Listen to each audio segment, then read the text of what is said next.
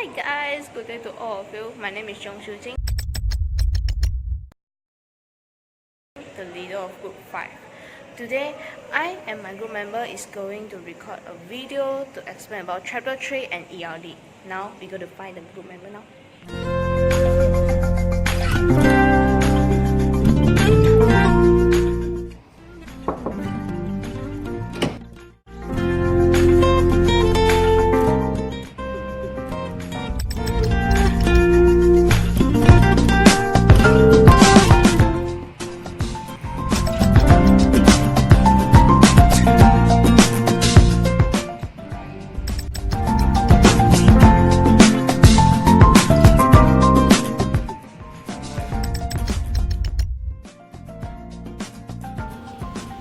Now I will explain Chapter 3. Chapter 3, Entity, Relationship and Modeling. I will do the introduction of ERD.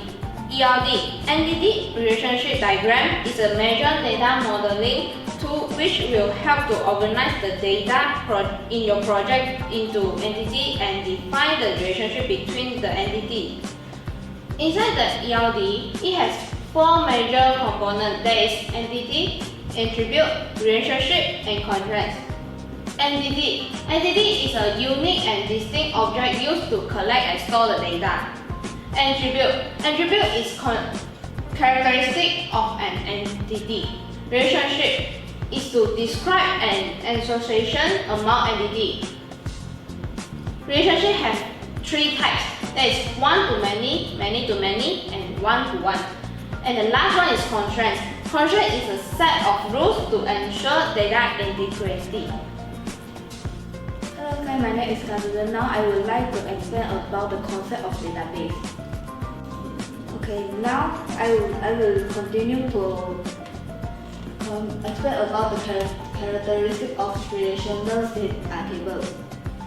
Okay, the first characteristic of the relational table is a table is perceived to a two-dimensional structure of rows and columns. It means that this one is the column, this one is the red color is a column, and the green color line is the rows. Okay, the second characteristic is each table row represent a single entity occurs within the entity set.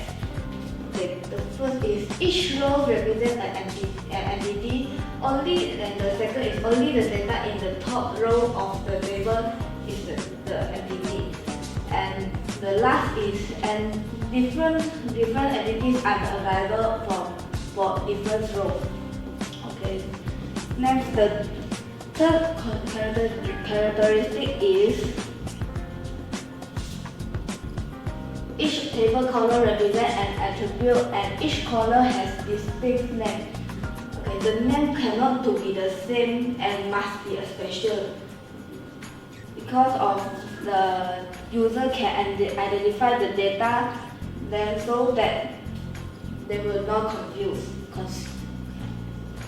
Okay, the fourth characteristic of relational table is each intersection of a row and column represents a single value. A column in the relation table do not repeat groups or arrays, and this is important because it is one of the constants of the relation model.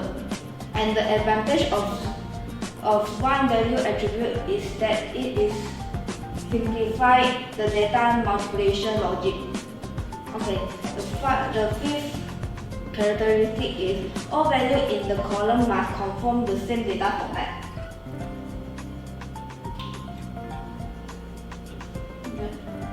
This one is the same data format.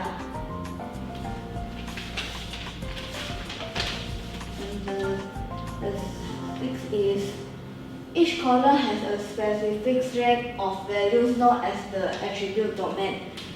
That all values in a column come from the same domain, and the developers and users can determine the type of data contained in the given column.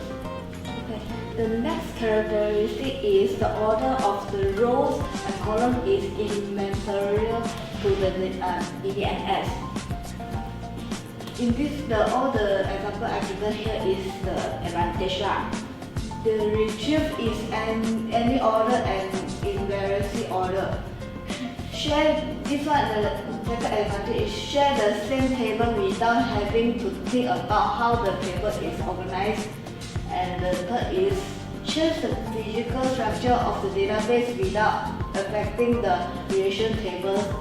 And row of the relation table can be retrieved in different orders and orders. And the last is simplified and does not affect everything's queries. Next.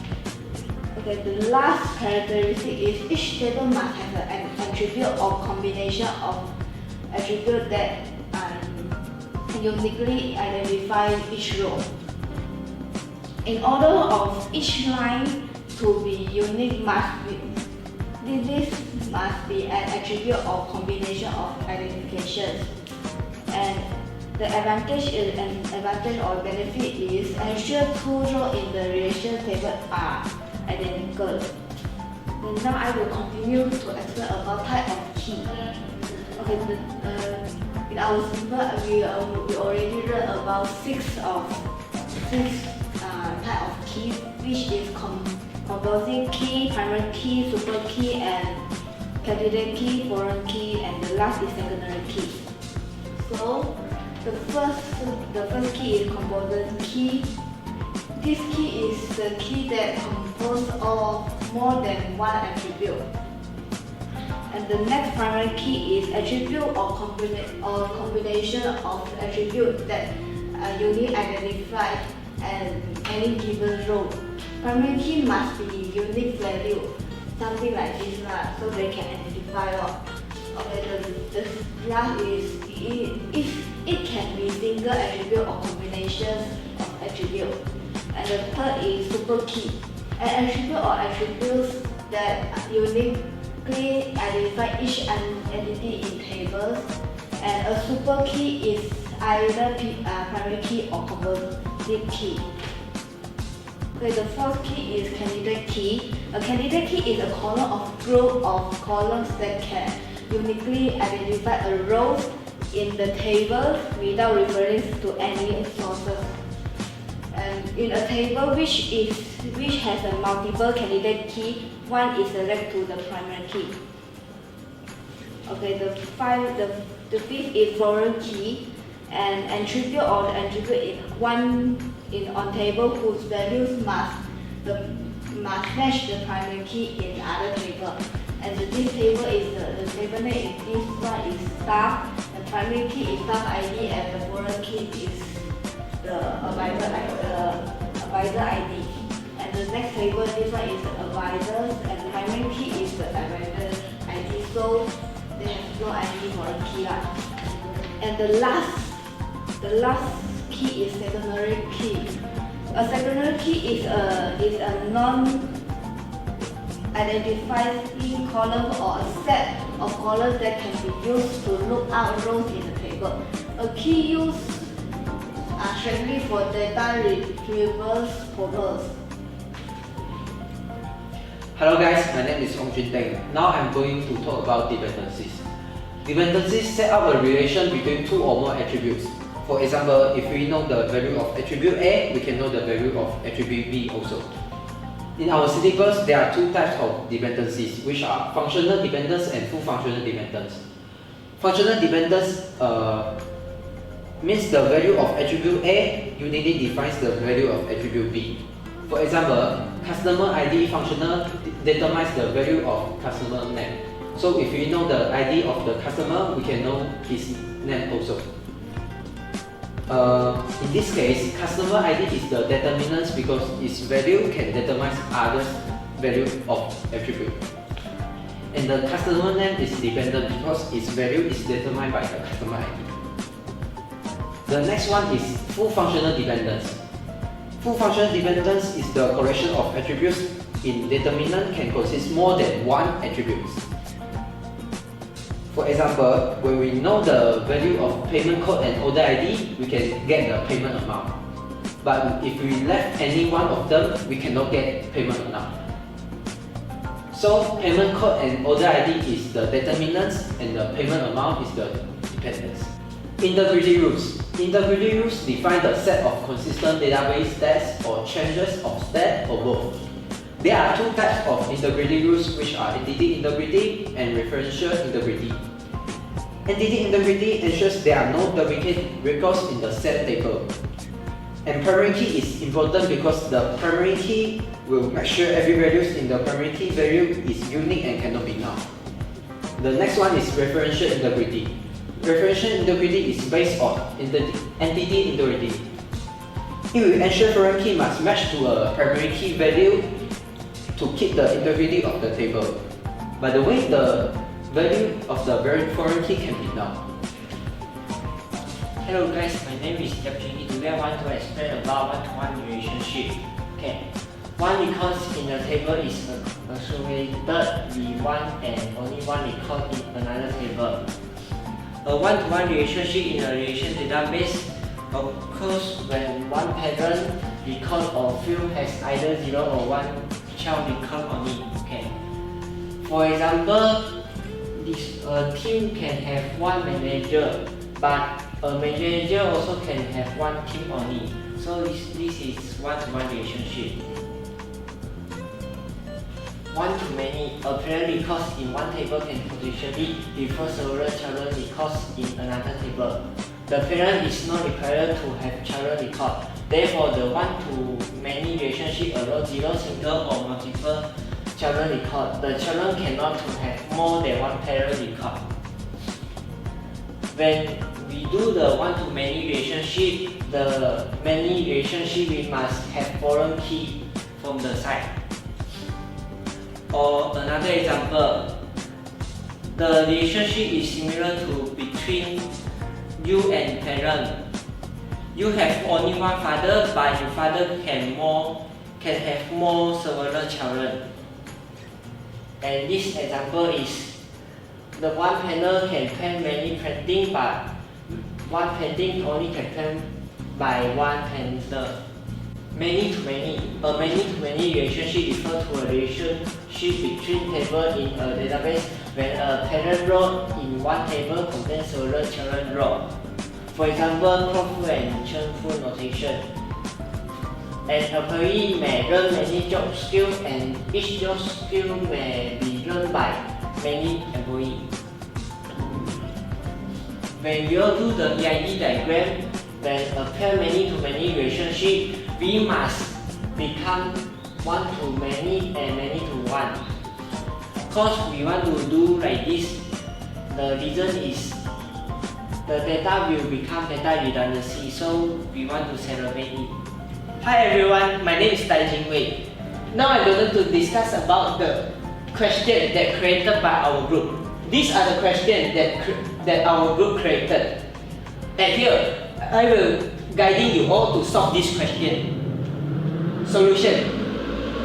Taotao is a new marketplace and Taotao wants to design a relational database.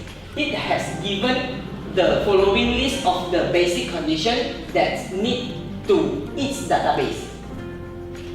First, customers have their own ID, phone number, password and email for them to log in their account and an address to deliver the order to them. We know that here we create a customer entity called customer, and inside have 5 attributes. There are customer ID, customer phone number, customer password, customer email and customer address. And the customer ID represents the primary key. Next, every order has its own ID and the order date. We know that we create an entity called order, and inside got 2 attributes that are order ID and order date. And the order ID represents the primary key. Each customer can order many orders, but each order only can be ordered by each customer. In this sentence, we know that their relations are many-to-one, and the verb are order. And inside the order entity, we add a foreign key that's called customer ID. Each product has its detail, just like ID, product name, and product price. we know that we create a product entity and inside got 3 attributes. They are product ID, product name and product price. And the product ID represents the primary key. Orders can be included many products because each order can include many products and a product can be included by many orders. And here we know that their relationship are many to many and the verb are include. The quantity and the price of product in the order that is mentioned, that how many of product in the order that ordered by customer. Okay, and here we know that we meet many to many relationship. So we need to open an entity called order product. And the relationship will become 1 to many and many to 1. Inside order product have 4 attributes. There are order ID, order product quantity, order product price. Order ID and product ID represent the primary key, and order ID is the foreign key from order, and product ID is the foreign key from the product. Okay. Each payment has many methods to do the payment, and each payment has its unique code and the amount that customer pay. And here we know that we create a payment entity, and inside got 3 attributes they call payment code, payment method, payment amount, and the payment code represents the primary key. Each payment can be paid for various products of order. However, each order must fully pay by single payment. And here we know that the relations are 1 to many, and the verbs are pay. Okay, and each has deliver service. To deliver the order, each deliver has its own code, fee, address, and the method of delivery. And here we know that we can create a delivery entity, and inside got 4 attributes. There are delivery code, delivery fee, delivery method, and delivery address. And the delivery code are the primary key. Okay, last, each deliver can deliver many orders in one time, but each order only can deliver one time by the delivery. Okay, and here we know that their relationship are 1 to many, and the verb are deliver, and we need to add on the foreign key inside the order from the delivery. Okay, these are the final solution that the ERD diagram. Okay, thank you. That's all for today. Thank you.